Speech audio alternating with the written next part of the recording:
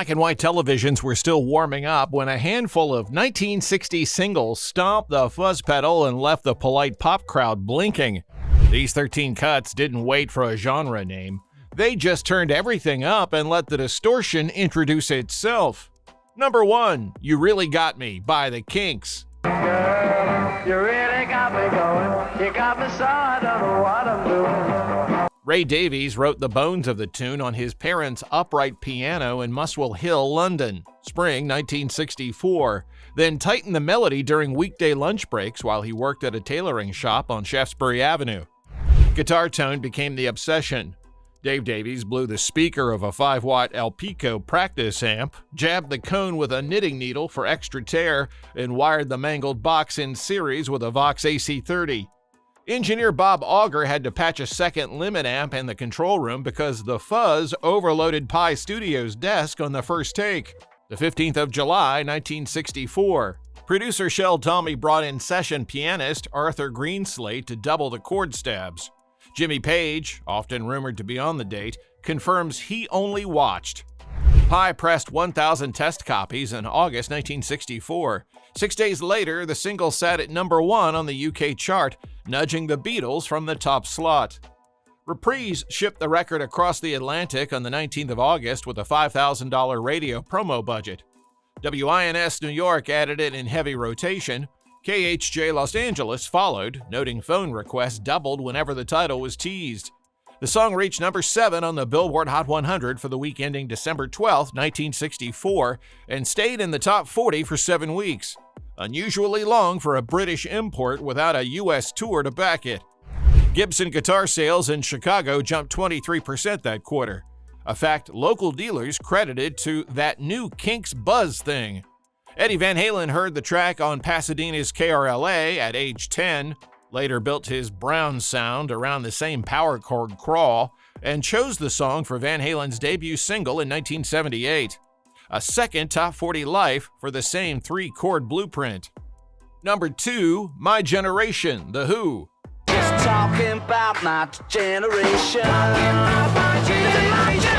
The Who tracked the basic take at IBC Studios London on the 13th of October 1965. Pete Townsend used a Rickenbacker 12-string for the intro, then switched to a Sunburst 59 Fender Telecaster, mic'd 6 inches off a Marshall JTM 45 stack. John Entwistle's solo came on a Dan Electro Longhorn bass after 3 of his usual Fenders popped strings under Keith Moon's volume. Roger Daltrey's stutter wasn't planned. Producer Shell Tommy kept the first vocal demo because it sounded anxious enough to match Moon's snare rolls. Brunswick issued the UK single on the 29th of October 1965, and it climbed to number 2 by the end of November, held back only by the Seekers. The carnival is over. Decca shipped U.S. copies on the 5th of November. The single peaked at number 74 on the Billboard Hot 100 in February 1966.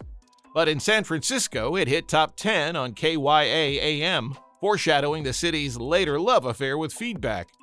When the band mimed the song on the Smothers Brothers Comedy Hour in September 1967, Moon packed his kick drum with flash powder. The resulting blast singed Townsend's hair and reportedly gave the guitarist the tinnitus he still battles. Number 3, The Shapes of Things, The Yardbirds.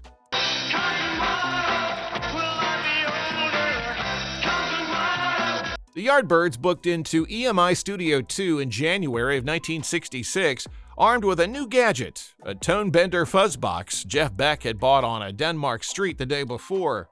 Bassist Paul Samwell Smith and drummer Jim McCarty laid down a marching 4/4, then producer Simon Napier Bell punched Beck in for 2 minutes of controlled feedback. The solo that convinced a generation of teenagers their amps should squeal on purpose. Keith Relf's lyric nodded at Vietnam headlines, "Please don't destroy these lands," and made the record one of the first UK top 10 singles to slip an anti-war line past BBC censors. Columbia released the 45 in the UK on the 25th of February 1966. It climbed to number 3 inside a month. Epic shipped the single stateside on the 28th of March. WLS Chicago and WMCA New York filed it under Freak Beat and pushed it to number 11 on the Billboard Hot 100 by the 21st of May 1966. American kids heard a psychedelic blueprint 1 full year before Sgt. Pepper. The New Haven Register even ran a weekend feature titled "Guitar Now Screams on Purpose," with Beck's photo under the headline. Jimmy Page, then playing Yardbirds bass on tour, watched Beck coax feedback with a Vox AC30 tilted toward the ceiling and quietly decided he needed one more guitar in the band, setting the stage for hard rock's two-neck future. Number 4, Sunshine of Your Love, Cream.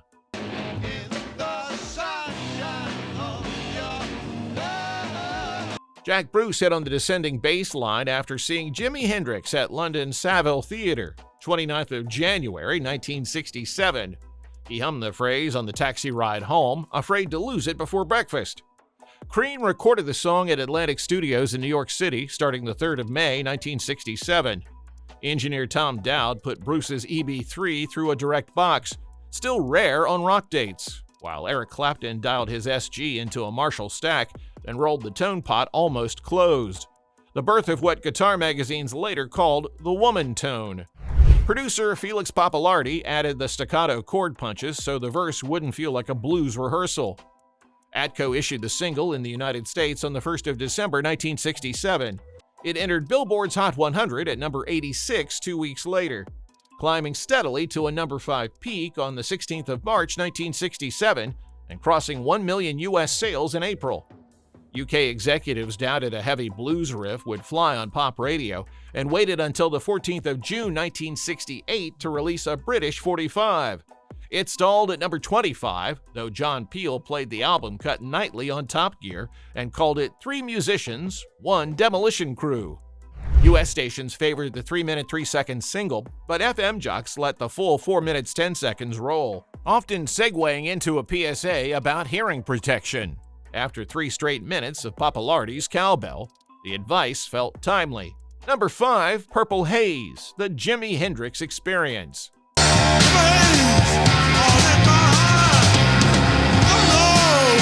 Hendrix sketched the opening guitar line in the back stairwell of London's Upper Berkeley Street flat in December 1966, then finished the lyric, equal parts sci-fi dream and inside joke, at the Speakeasy Club after a late set by Cream.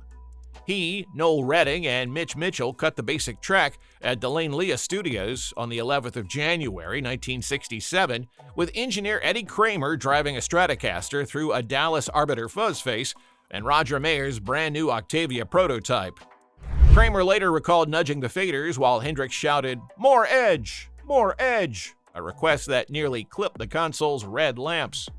Chaz Chandler flew the tape to Olympic Studios for a 13-hour mix marathon on the 3rd of February, splicing 2 inches of leader tape to separate the Angelic Choir outro from the main take. Track Records rushed a UK single on the 17th of March 1967. It hit number 3 by the 7th of April, blocked only by Engelbert Humperdinck and Frank and Nancy Sinatra. Reprise shipped U.S. promo copies on the 19th of May with a "not for airplay if hometown censors object" note. WNEW-FM ignored the warning, debuting the cut at midnight. The record peaked at number 65 on the Billboard Hot 100, yet San Francisco's KFRC charted it top 10 for 4 straight weeks, and Monterey pop crowds were mouthing the intro riff, loudly if not accurately, before summer even started. Guitar Center's Hollywood store reported a 40% spike in fuzz pedal sales by July, and ice cream brand Baskin-Robbins briefly floated the idea of a grape flavor called Purple Haze before its legal team tasted the name and thought better of it. Number 6, I Can See for Miles, The Who. I can see for miles. Pete Townsend wrote the song on the balcony of a Holiday Inn in Denver on the 19th of June 1966, staring at interstate traffic lights and imagining a lover who could spot lies at that distance. Recording spanned 3 studios and 2 countries, instrumental bed at CBS Studios London on the 13th of May 1967, overdubs at Gold Star Los Angeles on the 1st of August. Final vocals and mono mix at Talent Masters New York City on the 5th of September. Townsend doubled his Rickenbacker with a black Telecaster through twin Fender Showmans. Engineer Eddie Kramer lined Keith Moon's toms with sheets of newspaper for extra thump, then triple-tracked John Entwistle's Thunderbird to keep up. Track issued the UK single on the 14th of October 1967, and it jumped to number 10 in a fortnight. Decca shipped US stock the same week. The record entered Billboard's Hot 100 at number 72 on the 21st of October and peaked at number 9 by Thanksgiving. Still the band's highest American singles slot. Townsend had predicted a chart topper and, disappointed, told Melody Maker the British public had ears of cloth. He later conceded the lyric probably scared off daytime DJs who found clairvoyant girlfriends unsettling. ABC weekday sitcom The Patty Duke Show licensed the chorus for a one-off gag in January 1968. Duke lip-synced while Moon's drum fills rattled the laugh track so hard the network moved musical numbers to earlier tapings. Even with moderate pop placement, FM programmers loved the production stunt. Cleveland's WMMS played the song at Power On each morning for a month, calling it the best way to be sure both channel faders actually worked. Number 7, Born to Be Wild, Steppenwolf.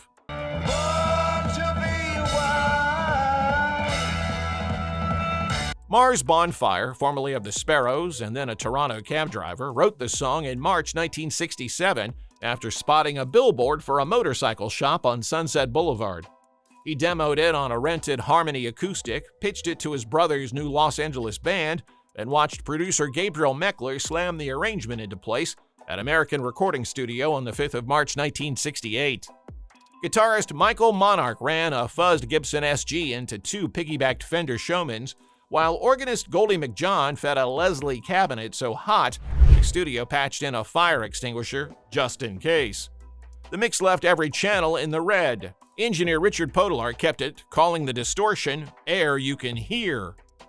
Dunhill shipped the single to U.S. radio on the 13th of June 1968. KHJ Los Angeles bumped it to heavy rotation the same day. WABC New York followed, and by the week ending the 24th of August, the record sat at number 2 on Billboard's Hot 100, blocked only by the Rascals. People gotta be free. The lyrics' throwaway phrase, Heavy Metal Thunder, became the first time those 2 words shared a pop single, a footnote Columbia University's music department still cites in its Metal 101 syllabus. In Canada, the track reached number 1 on RPM from the 7th of September 1968, a nice home turf gift to Bonfire, who banked the royalties and bought a Kawasaki. The song's second life began on the 14th of July 1969, when Easy Rider hit U.S. theaters. Box office receipts climbed 20% in towns where AM stations re-added the single, proving biker helmets and FM dials could share the same chrome shine without complaint. Number 8, Summertime Blues, Blue Cheer.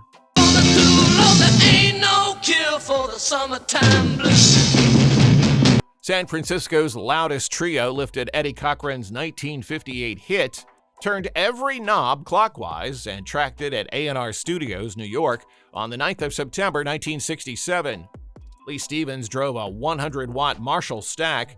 Bassist Dickie Peterson split his signal into a Sun Coliseum head and the studio's house PA for extra boom. Drummer Paul Wally cracked new Zildjian crash cymbals on take 3, logged the damage as a business expense, and kept playing with a dent the size of a silver dollar.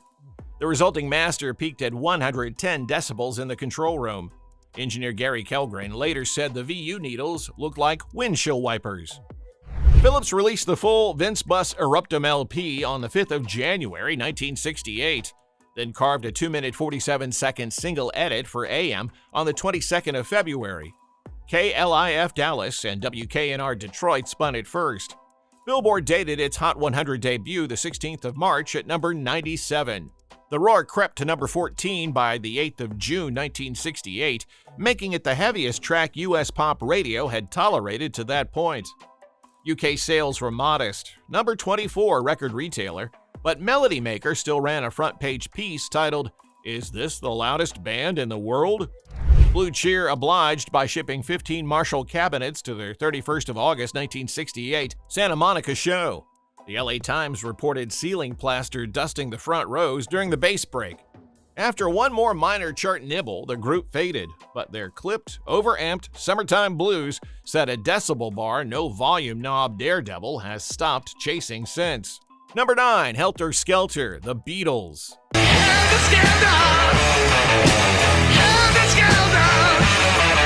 Paul McCartney set out to top the distortion of The Who's I Can See for Miles.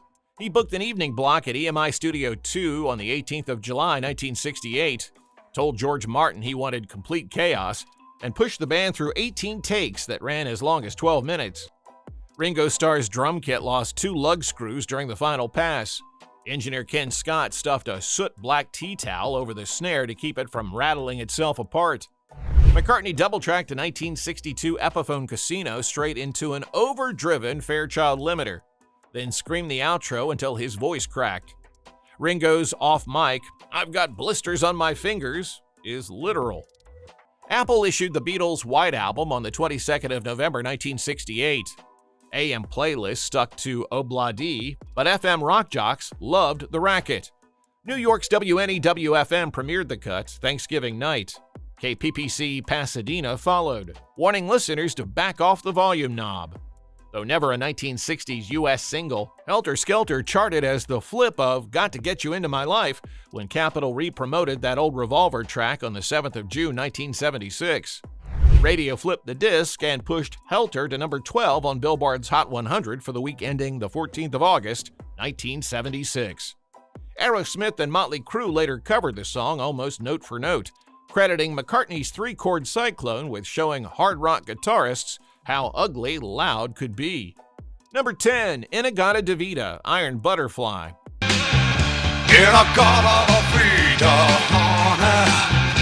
Doug Ingle wrote the title phrase after downing a jug of Red Mountain wine and trying to say "in the Garden of Eden" to drummer Ron Bushy. They kept the slur and tracked the 17-minute workout at Ultrasonic Studios, Hempstead, New York, on the 27th of May, 1968. Engineer Don Casale ran Ingle's Vox Continental through a Leslie 147 cabinet set on fast rotate, while guitarist Eric Braun used a Moss-Wright Ventures model into dual Showman heads, enough wattage to register on the Long Island seismograph 3 blocks away. Braun's solo is first take. The tape edit everyone assumes is a splice is actually Casale reaching for a cigarette and bumping the fader. Atco released the album on the 14th of June 1968 and followed with a 2-minute 52-second single edit on the 22nd of July. The edit entered Billboard's Hot 100 at number 87 on the 10th of August and peaked at number 30 on the 28th of September 1968. FM programmers ignored the cut down and spun the full-side long version, often timing it so the DJ could grab a sandwich. The LP hit number 4 on the Billboard 200, stayed on the chart for 140 weeks, and passed 4 million U.S. sales by 1976, a record for Atlantic's catalog until Led Zeppelin IV. Los Angeles arena crews adopted the track as a soundcheck tool because the drum solo section covered every frequency they needed to tune the PA, meaning Iron Butterfly's groove shook more empty venues than any other song of the decade. Number 11, Communication Breakdown, Led Zeppelin.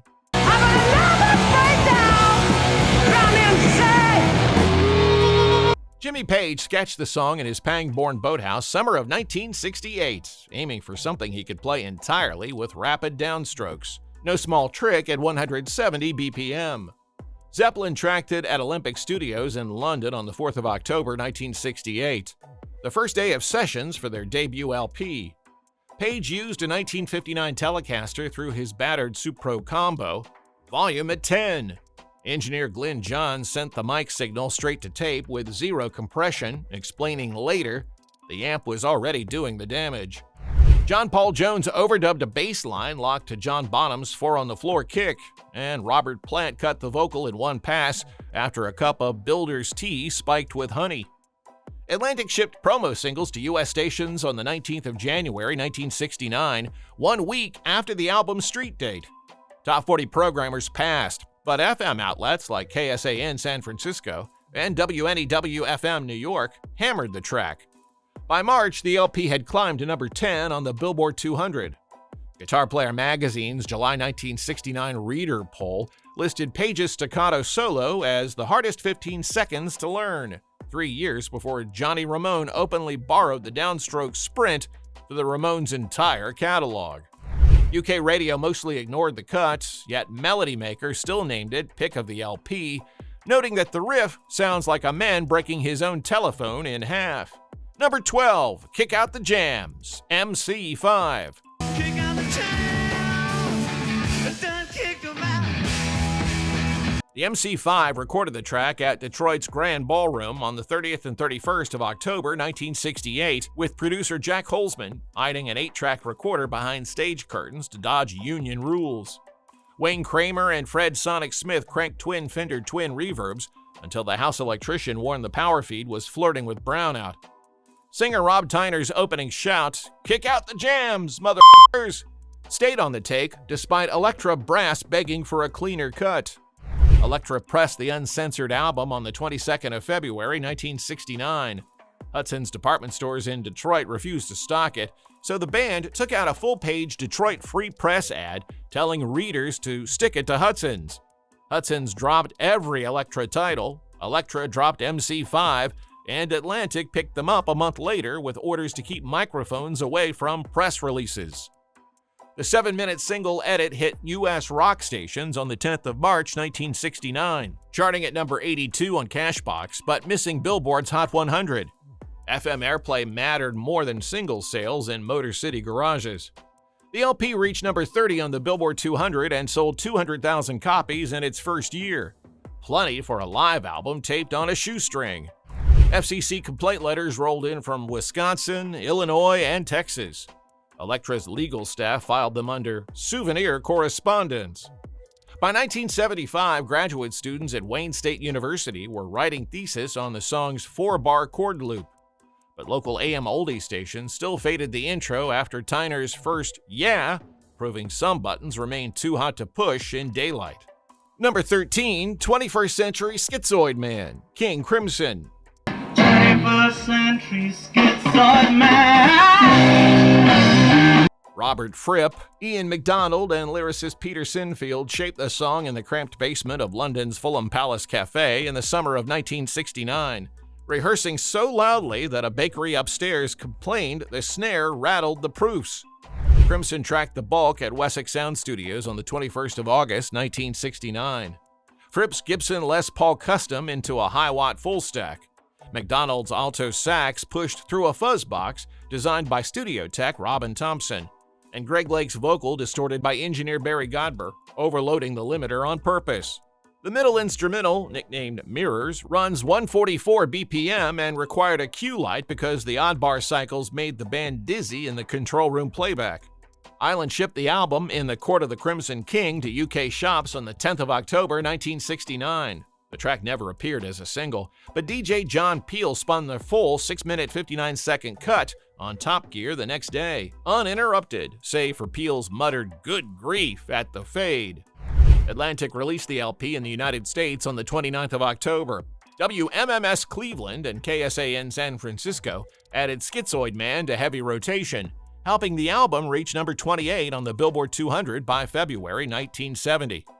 Jazz critic Downbeat praised the fuzz sax meltdown, while Melody Maker warned readers the track may void weaker turntable warranties. Decades later, Kanye West sampled the opening fanfare for Power 2010, proving Fripp's jagged chord still has chart legs, even inside a laptop. So, which track still rattles the dashboard when it sneaks onto your playlist? Name it below, and point us to the next year worth blowing the dust off.